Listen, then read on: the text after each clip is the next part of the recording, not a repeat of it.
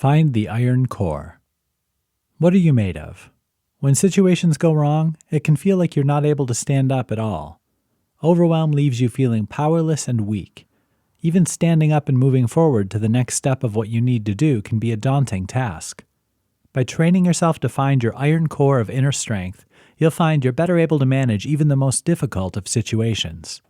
This core is made up of all the good stuff: self-control, discipline, a logical mind, and a will to act.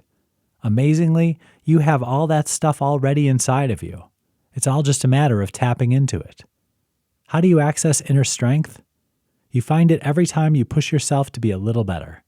When you work on your habits to break harmful behaviors, when you practice self-control, when you put a clamp on negative self-talk, you make your inner core stronger. This takes a little work, but the payoff is fantastic. With a strong inner core, life no longer has the power to overwhelm you. You're in control.